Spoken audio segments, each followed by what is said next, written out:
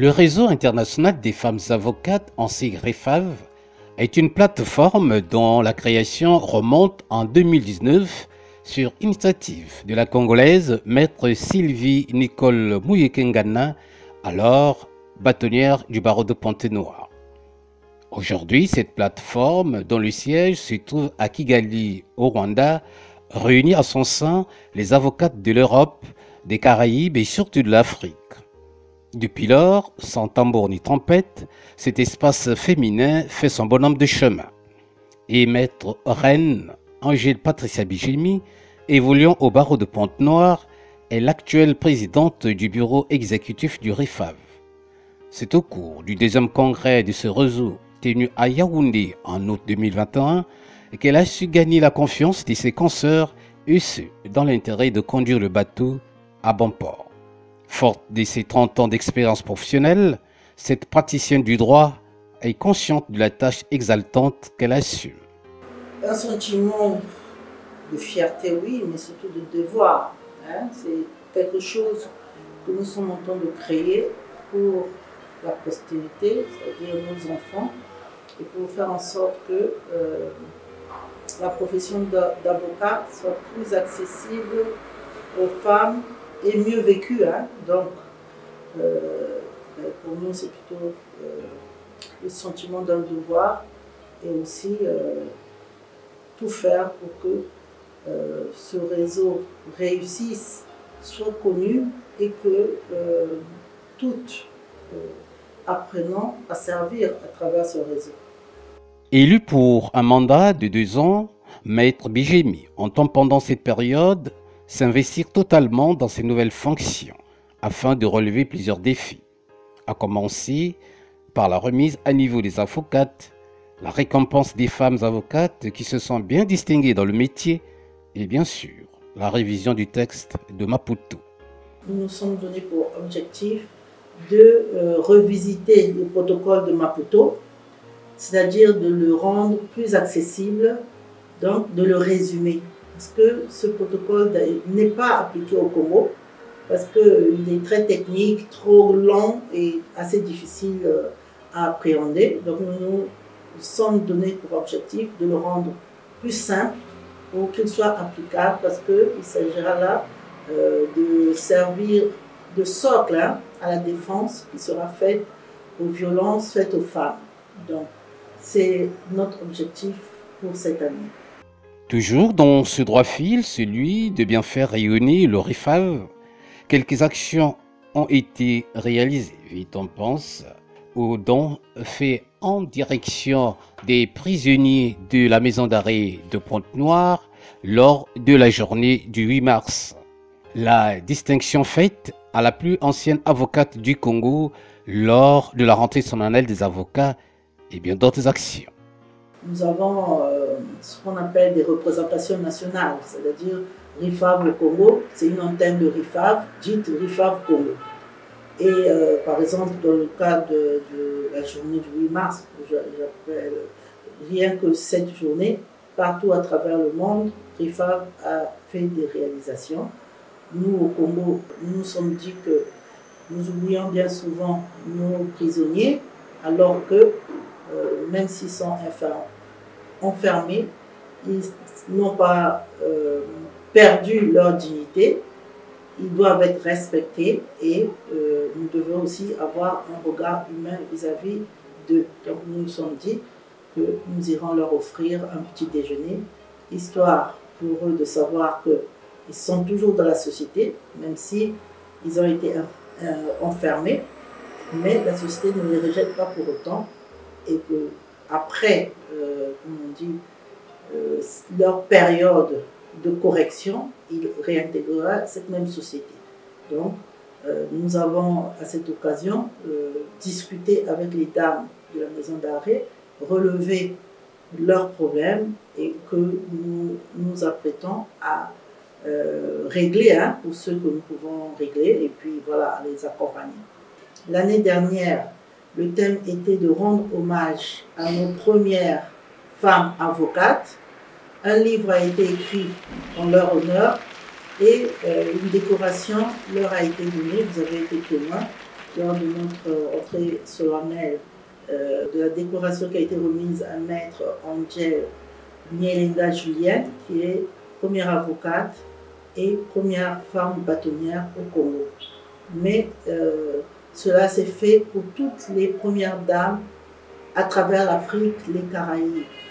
Ça a été fait et c'était un honneur pour nous de reconnaître nos pionnières, hein, parce que sans elles, nous ne serons pas là. Pour Maître Bijimi, ces gestes ne sont pas une fin en soi, tant il est vrai qu'il faudra redoubler d'efforts pour continuer à donner une image scintillante au RIFAV, considéré à juste titre comme un réseau d'échanges professionnels à travers le monde. C'est un réseau qui se fera connaître plus par ses actions que par des événements ou télévisés ou publiés, ou par ses publications scientifiques, hein, parce que aussi c'est l'un de nos objectifs, avoir, une interface, créer une interface scientifique, c'est-à-dire prendre des thèmes, travailler sur ces thèmes, et puis aussi regarder nos lois, est-ce qu'elles sont bien faites, quel regard on peut avoir vis-à-vis de ces lois, ce qui est bien fait on retient, ce qui est à amender, on propose aussi les amendements éventuellement, mais en tout cas, ce qu'on veut aussi c'est regrouper les pratiques. Parfois on prend des thèmes, je dis ça comme ça, sur le mariage. Au Congo, on dit que nous, sur le mariage, voilà ce que la loi a prévu. On nous dit qu'au Tchad, c'est ceci, ailleurs, c'est cela, et on discute, on regarde. Bon, dans tout ça, quelle est la loi qui garantit le mieux les droits des uns et des autres, et puis quelle est la loi où il y a des excès, par exemple. Et puis on donne des recommandations à ceux qui peuvent travailler sur des réformes chez eux, par exemple. Bon, c'est en fait un réseau d'échange professionnel. Il s'agira aussi pour cette femme de grand défi de tout mettre en œuvre à l'effet d'avoir des nouveaux partenaires sérieux et surtout négocier des formations gratuites dans l'intérêt de susciter au niveau des jeunes avocates le goût du travail bien fait, avec l'espoir de s'y débarrasser du complexe d'infériorité dans la profession. Pour le moment, étant un réseau naissant, nous avons mis l'accent sur la formation. Nous nous formons au minimum 2 fois par mois, les dimanches, entre 16h et 20h, donc soit de 16h à 18h ou de 18h à 20h en fonction des intervenants. Donc nous voulons d'abord faire en sorte que les femmes avocates soient formées, non seulement sont formées, remises à niveau, mais aussi intègrent des règles de bonne pratique pour que quelle soit l'interface de ce que devrait être la pratique de cette profession d'avocat. Donc, nous axons nos efforts d'abord sur la formation et à côté de ça, nous choisissons chaque année un thème, une action à réaliser. Sur le principe, c'est une association et il y a aussi la liberté de choix. Mais dans la mesure où il y a plus d'avantages que d'inconvénients, c'est-à-dire dans nos métiers, on est en quête permanente de formation et nos formations coûtent très cher. Dans le RIFAV, on est en train d'arriver à négocier des formations pour la plupart du temps gratuites.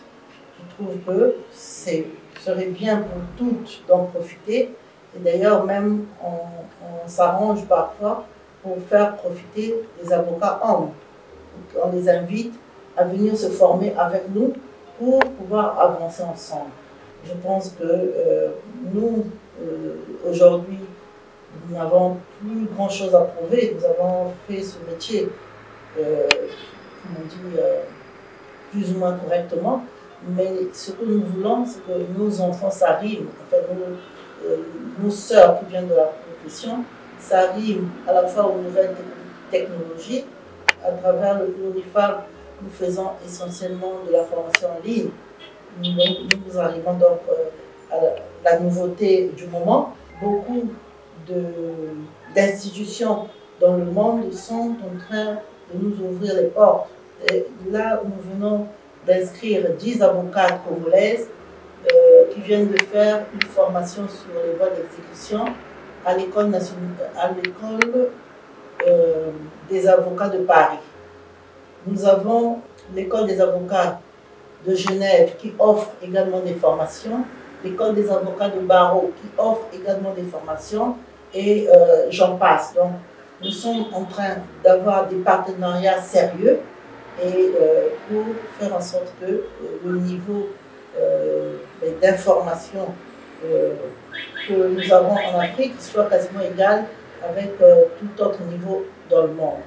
Au regard de l'expérience acquise par le réseau international des femmes avocates, on peut dire que c'est la persévérance, le travail et le courage qui peuvent favoriser l'intégration et l'épanouissement de la femme avocate, au point d'épingler des responsabilités importantes dans toutes les sphères de la vie sociale.